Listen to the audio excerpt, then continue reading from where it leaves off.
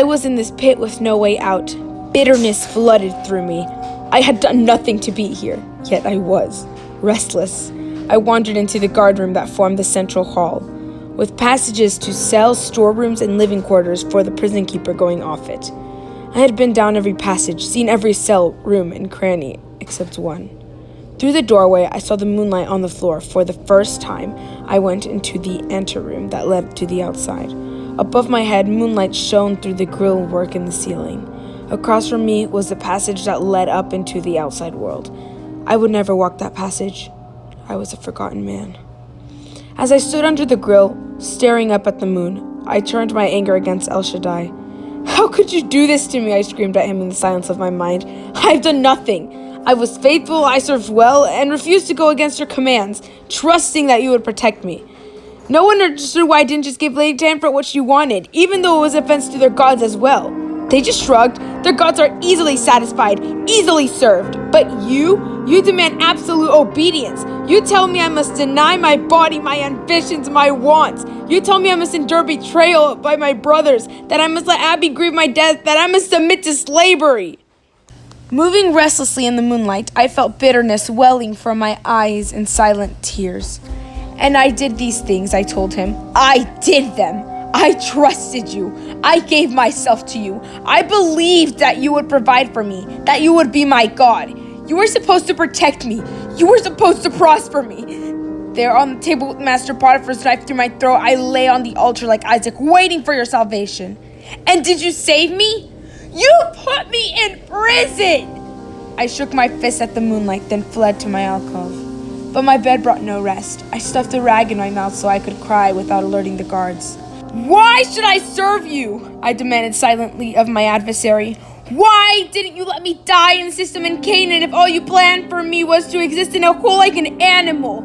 What good can I possibly do here? Any reasonable person could govern this place, even Setne with his constant chatter and scattered brain. For 10 years I served Potiphar. What have I done that mattered? If I hadn't been there, someone else would have. I trained Kay, but someone else could have done it. I gave Jeddah a chance to train with the great house itself, but he could have found a way without me. I treated a horse's wounds, but any herder could have done the same. And now, I strain out a massive records for this prison, and Heptape could have done it easily herself. So tell me, El Shaddai, he rages, why have you provided for me? A life of boredom? Without the light of day? Do you expect me to spend my days receiving and storing and recording goods and prisoners like an ox on a treadmill? I am a man, not a beast." Pounding the mats beneath my fists, I shook with anger and hurt. "Hazer's gods take better care of him than you do me.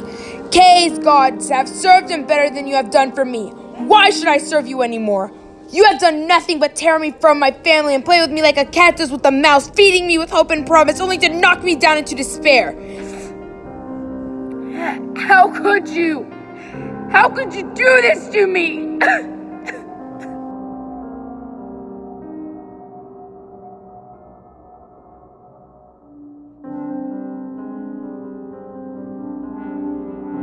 Get done with that keeper. Don't, Kay. It's not his fault I couldn't eat. Joseph, locked up there dying from the cold and darkness. I don't blame you for not eating. That man should have known better. He only did what Potiphar told him to. "You are impossible."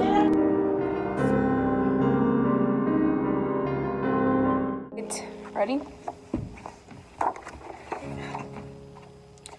Master, just about every single person I've dealt with since becoming Tate is frightened stiff. That young man out there could hardly stand. He was so terrified.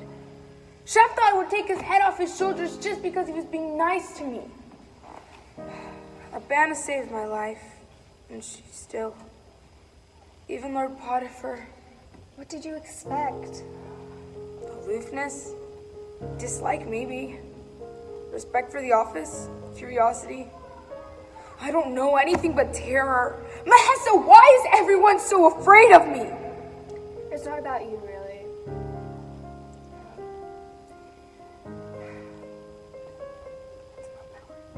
It's about power, I guess. Pharaoh gave you permission to execute or elevate whomever you wished. But there are laws, Mahessa. You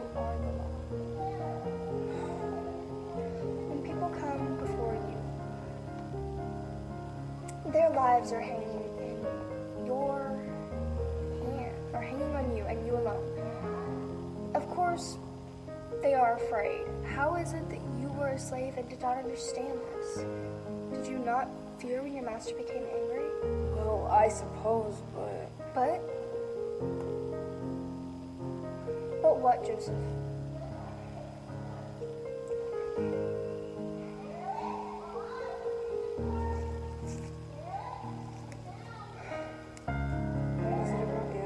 What is it about you? I noticed from the first time I met you, you were a slave. Your life was held in another's hand, but you were not afraid. You were not worried. You were.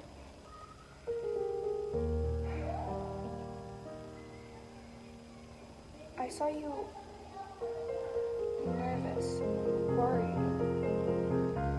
angry with yourself. You did not please your master. But I never observed that helpless, hopeless terror that every slave lives with. Why not, Joseph?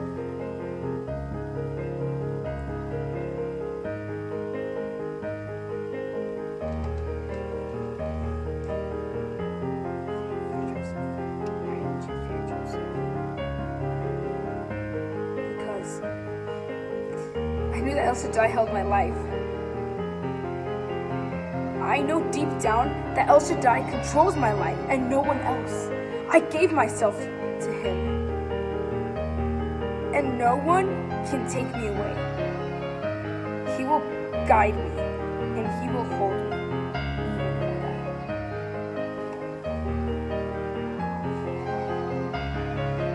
So where are my grapes?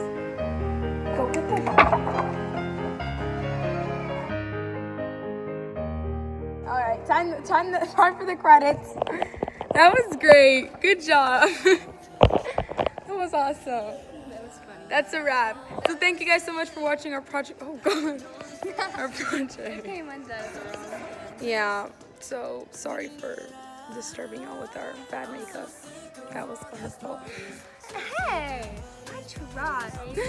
All right. Yeah. Well, let's see some bloopers. Let's see some bloopers. Yay. Stop touching me, weird Egyptian lady. Be quiet. I'm trying to do your makeup. Weird Egyptian lady. You're a weird Egyptian lady. You are a weird Egyptian lady. You are the weirdest Egyptian lady I've ever met. Hey, you're here in Egypt from a place that I didn't even know existed. Now you can be quiet. Shut up, weird Egyptian lady. How do you look? I look like Cinderella. Yes. Like the best Cinderella. Why don't you want Disney to hire me? Because you're bad. You're bad. You're bad. You're what? Hi. This is for future reference. In the future, never choose to do a film because you'll end up like me. There you go, Rebecca. What do you mean end up like you? I'm the one who played most of the roles and also edited. But thanks for the sweet message, Kaitlynn.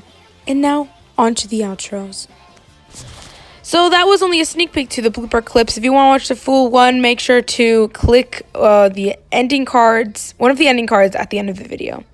Now for the official outro. Guys, thanks for watching our project. Yeah. That was interesting. I'm Cinderella.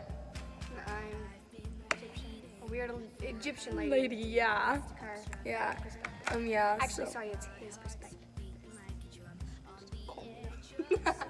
Cool. So yeah, an angel. We hope we got an A. Yeah, me too. You copycat. Okay, bye. Bye.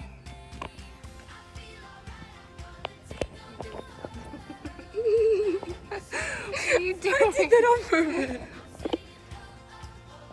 Let's get a thumbnail. Apologies for that super cringy thumbnail scene. Okay, for real, the outro. I keep saying that.